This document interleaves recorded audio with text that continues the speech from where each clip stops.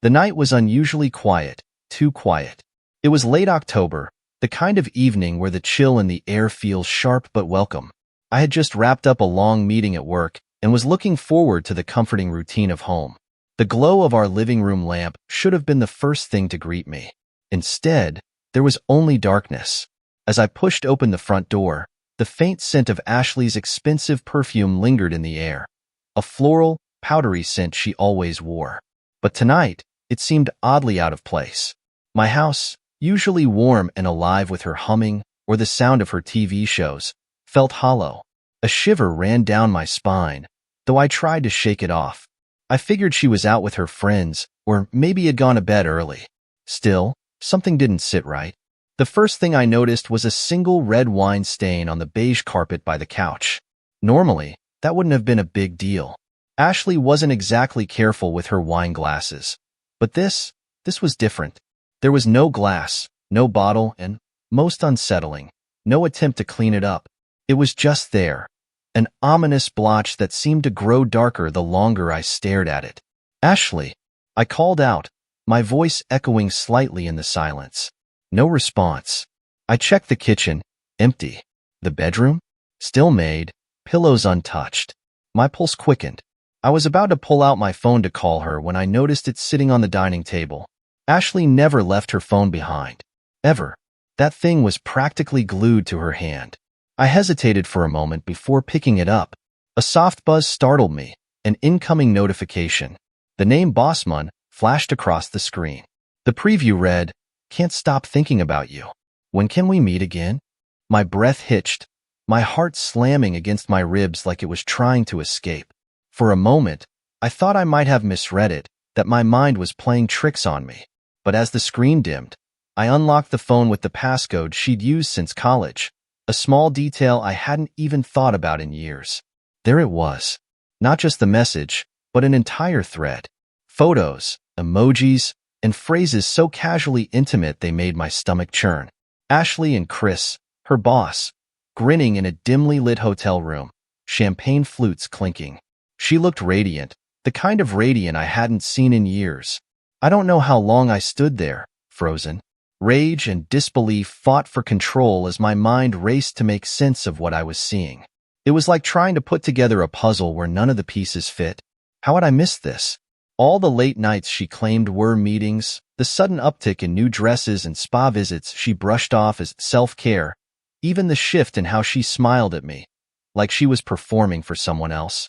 It wasn't until I heard the faint rumble of her car pulling into the driveway that I snapped out of it.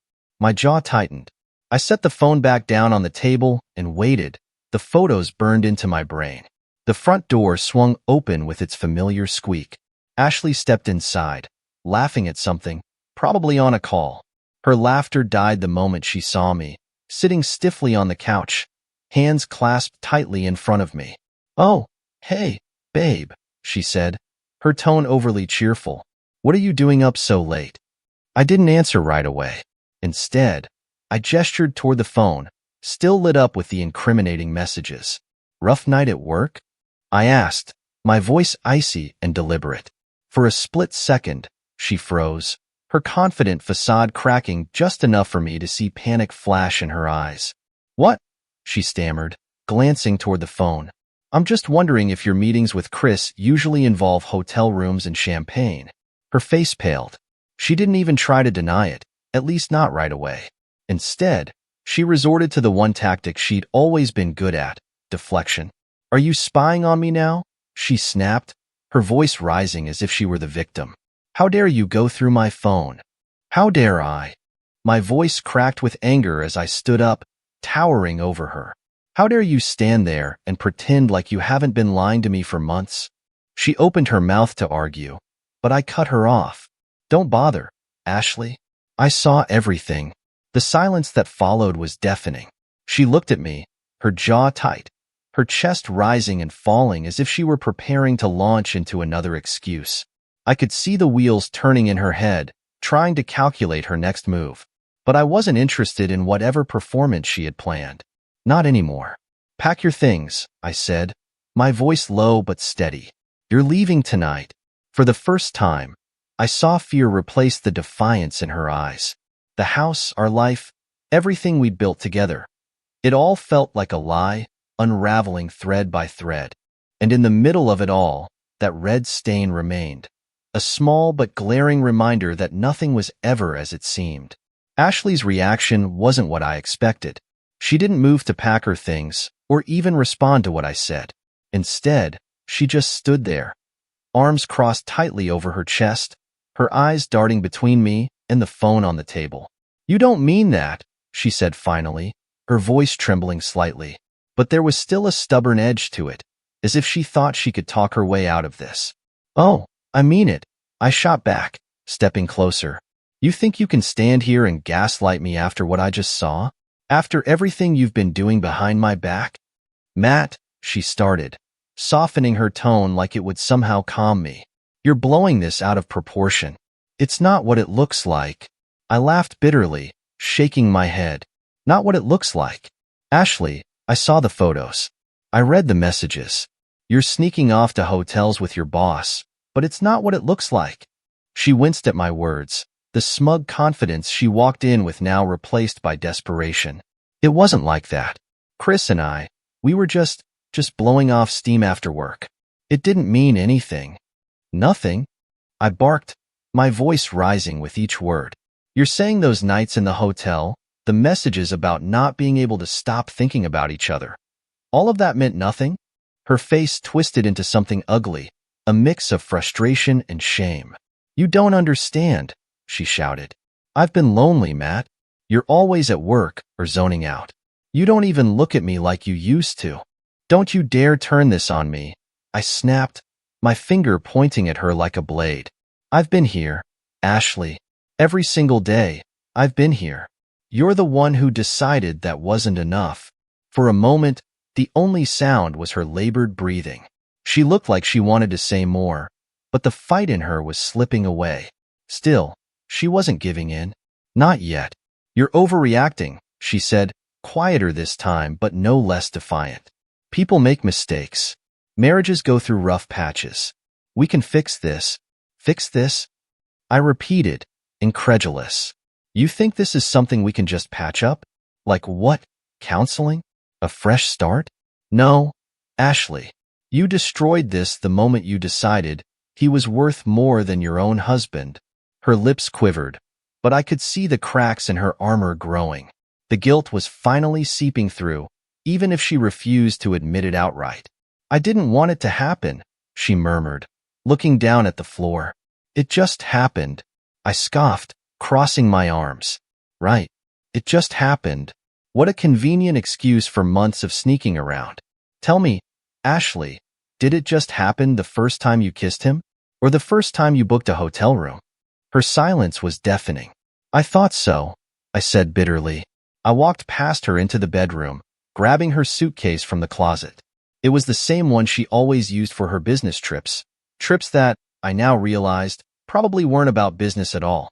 I tossed it onto the bed and started pulling her clothes from the dresser. "Matt, stop," she shouted, following me. "This is ridiculous. You're being irrational." "No, Ashley," I said, not even looking at her. "I'm being clear. Pack your things or I'll do it for you." She grabbed my arm, her nails digging into my skin. "You can't just kick me out. This is my house too." I yanked my arm free, my voice cold and steady. "Not anymore." For a brief moment, I thought she might fight harder, throw something, or scream. But instead, she slumped onto the edge of the bed, her head in her hands.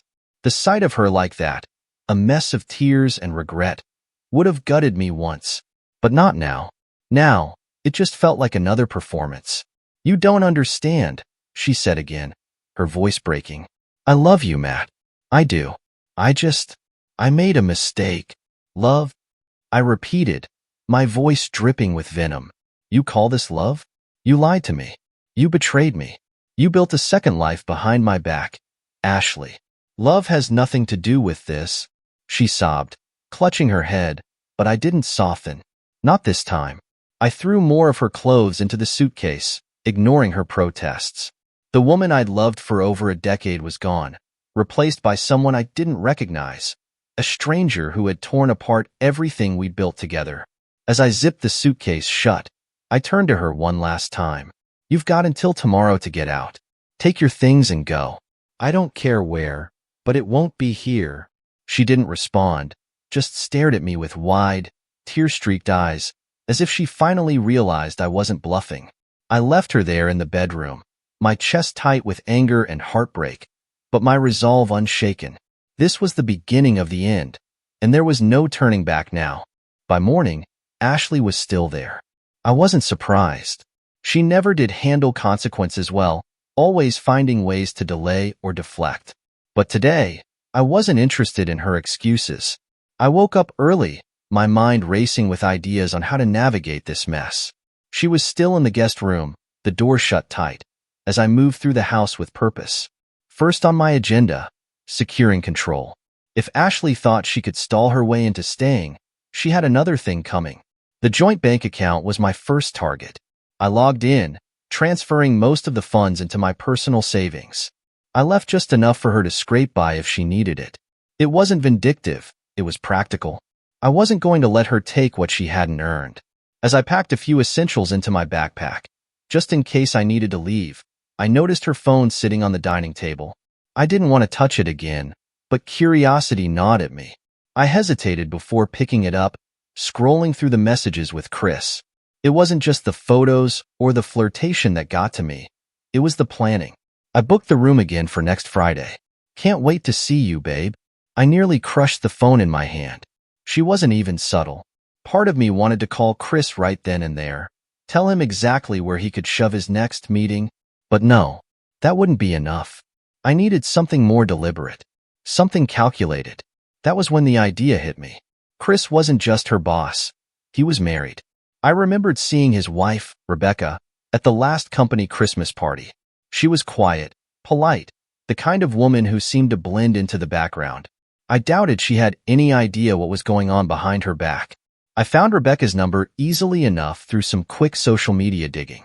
It was listed under their family's business page, innocuous and unsuspecting. I stared at the screen for a moment, my thumb hovering over the call button. But I stopped. Not yet. Timing was everything. Ashley finally emerged from the guest room around noon, her face pale and puffy from crying. She looked at me like a lost child, but I wasn't falling for it. "I don't know where to go," she said, her voice small. "That's not my problem," I replied coldly. "You had no trouble planning your secret rendezvous with Chris. Maybe you can stay with him." Her expression shifted, guilt turning to anger. "You're being cruel, Matt. I've apologized. I told you it was a mistake." "A mistake?" I repeated, standing up from the couch. "Mistakes don't last for months, Ashley. Mistakes don't involve hotel bookings and hidden messages. Stop insulting both of us by pretending this was some one-off slip." She flinched but didn't argue. I grabbed my keys and headed for the door. "You've got until the end of the day to figure it out. I don't care if you call Chris, your sister, or a damn moving company. Just be gone." I slammed the door behind me, the cold autumn air biting at my face as I made my way to the car. My hands trembled as I gripped the steering wheel, a mix of rage and sorrow coursing through me. But I couldn't let emotions take the wheel. Not now. I drove to a nearby electronics store, spending more money than I wanted on a small arsenal of surveillance gear. Cameras, audio recorders, GPS trackers. It felt absurd, like something out of a spy movie. But I was determined to have all the evidence I needed. By the time I got home, Ashley was gone. The guest room was empty, her suitcase missing from the corner. For a moment, I felt a flicker of relief. Maybe she'd actually left for good. But then I spotted a note on the kitchen counter, scrawled hastily in her handwriting. "I'll come back for the rest of my things later. We need to talk." Talk? She still thought there was something to salvage? I crumpled the note and tossed it into the trash. If she wanted to talk, she'd have to do it on my terms. Over the next few hours, I installed the cameras in key spots around the house, the living room, the kitchen, even the bedroom. If Ashley decided to show up unannounced, I wasn't going to let her waltz in like nothing had happened. By evening, I was exhausted but determined. I poured myself a glass of bourbon and sat on the couch, staring at the red wine stains still marring the carpet. It felt like a metaphor for everything she'd done. Something dark and permanent, no matter how hard I tried to clean it. My phone buzzed. A text from an unknown number. "This is Rebecca. Can we talk?" I stared at the message, my pulse quickening. She must have seen the photos.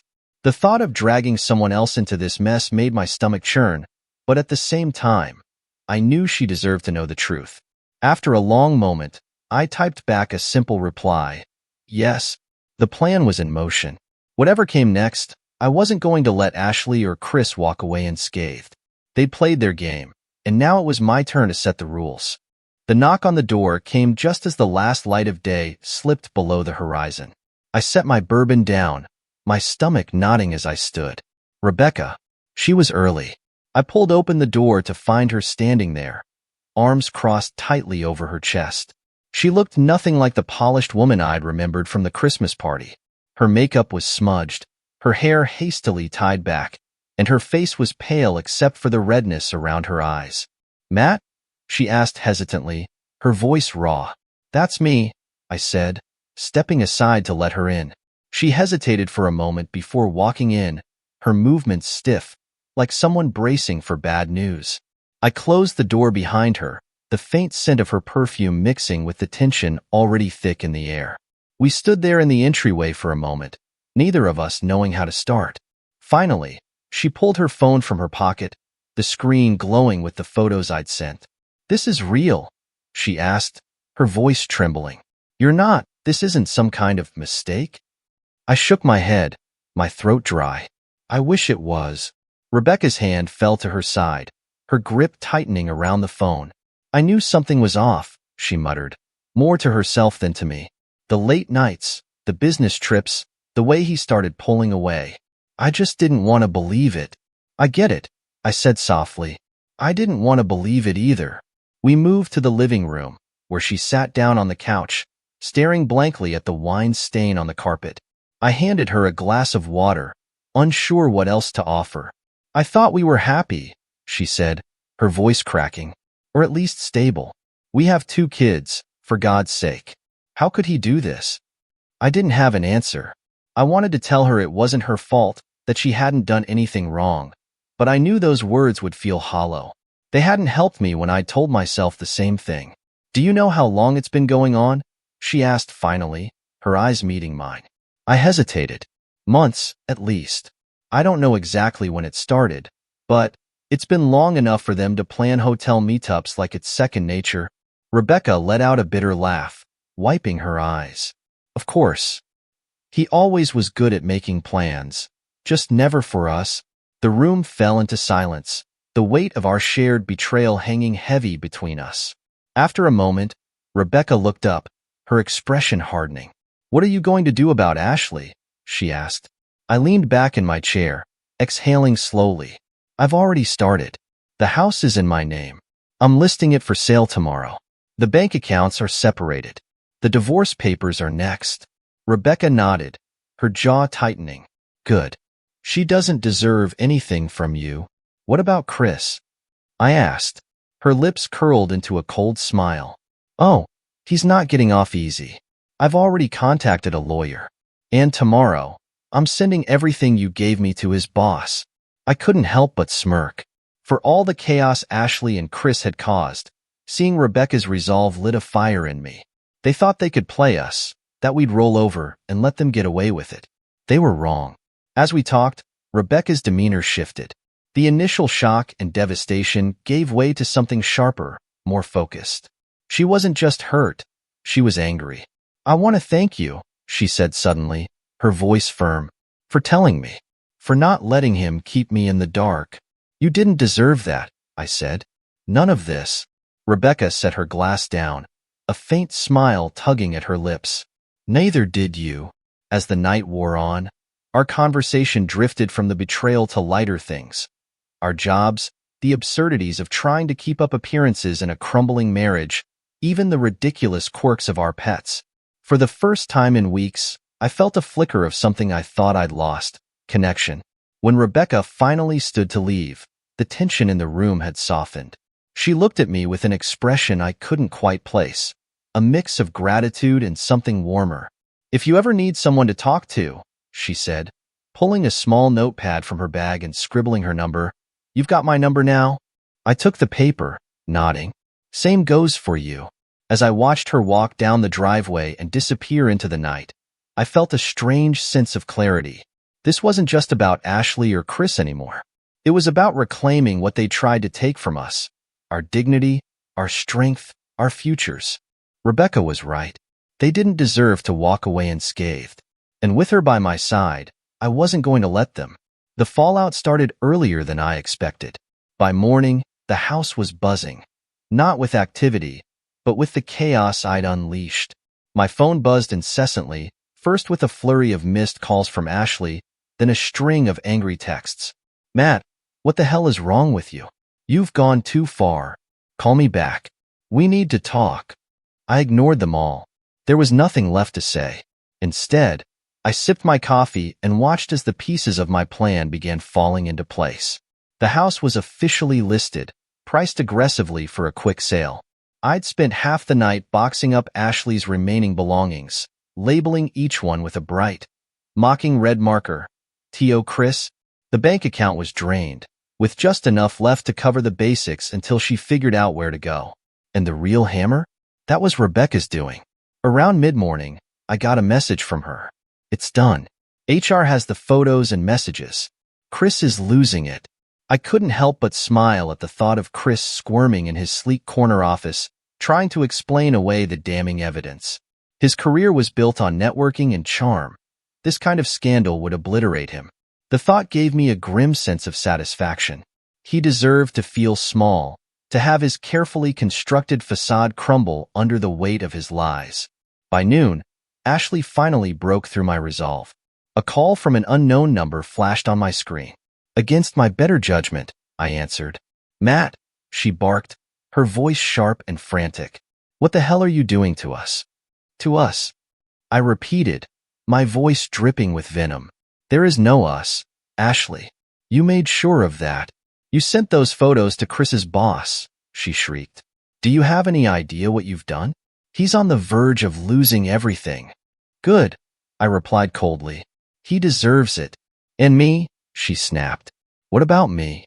You're throwing me under the bus for what? Some revenge fantasy? I laughed bitterly. You destroyed our marriage, Ashley. You lied to me, betrayed me, and now you're playing the victim? Spare me. Her voice turned colder, more calculated. If you don't stop, Matt, I'll tell everyone you were abusive, that you pushed me into this. Who do you think they'll believe? A grieving wife or a bitter, vindictive husband? The words hit like a slap, but I didn't let her see it. Go ahead, I said evenly. Tell them whatever you want. I've got the receipts, texts, photos, timelines. You want to play dirty? I've already won. Her breathing grew heavy on the other end of the line, anger simmering just below the surface. But she didn't have a comeback.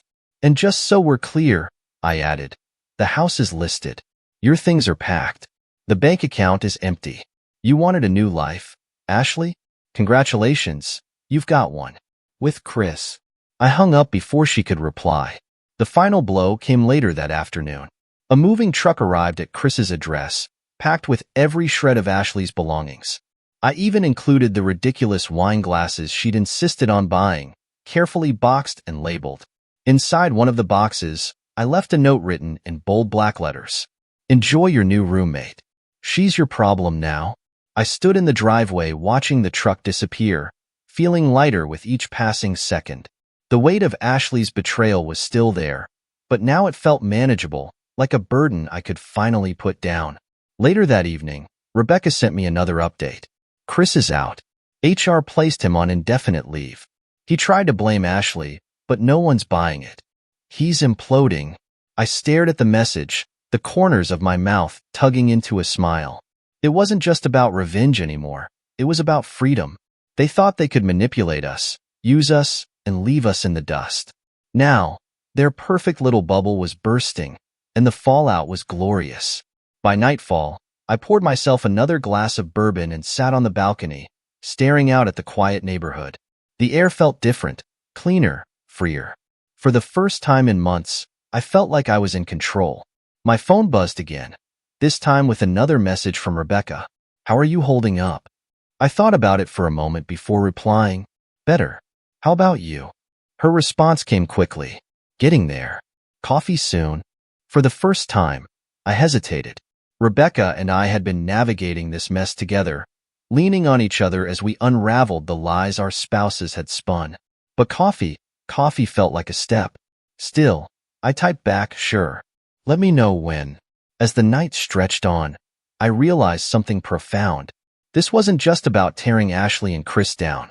It was about reclaiming the pieces of myself they tried to take. The man I was before all this. The one who trusted too easily, who loved without question. He was gone. But in his place, I was rebuilding. Stronger, smarter, free. And I wasn't going to stop until every last thread of their lies was reduced to ashes. The days that followed felt like stepping out of a storm into quiet clarity. The house, once filled with Ashley's presence, was now a void. Her clothes, her perfumes, even the little knickknacks she'd insisted on scattering across the shelves, gone. It was eerily silent, but not oppressive. It was the kind of silence that invited reflection, not despair. By the end of the week, the house had multiple offers. Rebecca and I exchanged updates sporadically, her messages keeping me grounded in the chaos of dismantling my old life. Chris, it turned out, had gone from denial to full-blown meltdown. His HR scandal spread quickly, and his carefully crafted reputation was unraveling just as fast. Rebecca texted me one afternoon. Chris is staying with his parents. Guess Ashley wasn't the knight in shining armor he thought she was. I couldn't help but laugh. The image of Ashley, fresh off her move, being turned away at Chris's door brought a grim satisfaction. She had burned every bridge, and now she was stranded on the ashes. Rebecca and I finally met for coffee a week after our initial meeting. She chose a small, quiet cafe tucked into the corner of the city. The scent of freshly brewed coffee filled the air as we settled into a corner booth, our conversation flowing as easily as it had the first time. I think I'm finally done being angry, she said, stirring her drink. I nodded, understanding the weight of that statement. Anger only gets you so far. It's the moving on part that's harder. Exactly, she said, smiling faintly. I want to move forward, but I'm not sure what that looks like yet. I sipped my coffee, the warmth grounding me. You start by rebuilding. Even if you don't know what the end result is, you take it one piece at a time. She tilted her head, studying me. You seem lighter. I think I am, I admitted. I listed the house, separated the finances, and cut Ashley out completely. It feels like I've finally stopped carrying her mess. Her smile grew. That's a good place to be. We talked for hours, our conversation drifting from heavy topics to lighter ones. By the time we parted ways, I felt something I hadn't in a long time. Peace. The next morning, I stood in the empty living room, staring at the spot where Ashley's favorite rug used to be. The house was no longer a prison of bad memories. It was just a space, ready for someone else to fill it with new stories. I packed the last of my belongings into my car and left without a second glance. My new apartment was modest but mine. A small one-bedroom on the third floor of an old building. It overlooked a park filled with autumn trees. It wasn't much, but it felt like a fresh start. Rebecca and I kept in touch. Our friendship grew naturally, built on mutual understanding and a shared determination to rebuild. One night, she texted me out of the blue. Bucket list item, skydiving. You in? I stared at the message, chuckling. You're serious? I replied. Her response came quickly. You only live once. Besides, you could use a little adrenaline. 2 days later, we were strapped into jumpsuits at a tiny airfield on the outskirts of the city. The plane ride-up was surreal, the world shrinking beneath us as the horizon stretched endlessly. Terrified? She asked, her grin wide and mischievous. Completely, I admitted, my hands clammy. Good, she said, nudging me. That means you're alive. The jump was pure chaos and exhilaration. For a few brief moments, the weight of everything vanished. The rush of freefall replaced every worry, every lingering ache, with pure adrenaline. By the time the parachute deployed, I felt lighter like I'd left the last pieces of my old life in the clouds. That night, as we sat at a dive bar near the airfield, Rebecca looked at me with a curious smile. "Do you ever think you'll trust someone again?" she asked. The question caught me off guard. "I don't know," I said honestly. "But maybe it's not about forgetting what happened. Maybe it's about finding someone who makes you believe it's worth trying again." Her smile softened. "That's a good answer." Over the following weeks, life began to settle into a rhythm. I signed up for a photography class, something I'd always wanted to try but never made time for. I started volunteering at an animal shelter and exploring parts of the city I'd never bothered to visit. Rebecca and I met regularly, whether for coffee or spontaneous adventures like hiking trails or exploring vineyards. It wasn't about rushing into something new. It was about rediscovering ourselves before considering anything else. One evening, as we sat on the balcony of my new apartment, she looked out at the city lights and said, "Do you ever feel like you're finally breathing again?" I nodded, watching the skyline glow. For the first time in years, and for the first time, I realized it was true. The anger, the bitterness, the grief, they were still there, but they no longer controlled me. I had taken back my life, piece by piece, and I wasn't done yet. The morning began in silence, not the heavy, suffocating kind, but a refreshing quiet that felt like a gentle breeze brushing away the remnants of a storm. I stood on the terrace of my new home, a cup of strong coffee in my hand. This place, far removed from the chaos of my past, had become my sanctuary. A small house overlooking a serene lake, where every day started with sunlight and peace. The past no longer haunted me. Ashley, her lies, her betrayal, they were nothing more than a distant chapter of my life, one I had survived and grown stronger from. I was no longer the man who depended on someone else for validation or worth. I had reclaimed my independence, my pride, and my future. A notification buzzed on my phone. It was an update from the lawyer. The divorce was finalized. I stared at the screen for a moment, letting the weight of it sink in. But instead of pain, I felt relief. Freedom. Later that day, as I walked through the neighborhood, a familiar number flashed across my phone. Ashley. Her name felt foreign now, like a relic from another lifetime. I answered, curiosity getting the better of me. "Matt," she started, her voice hesitant, almost pleading. "I just wanted to." "Stop," I interrupted, my tone firm but calm. "There's nothing left to say, Ashley. You made your choice and I made mine. I'm moving on, and I suggest you do the same." There was a pause, the sound of her shallow breathing filling the silence. "I'm sorry," she whispered. "I know," I replied, my voice steady. "But sorry doesn't change anything.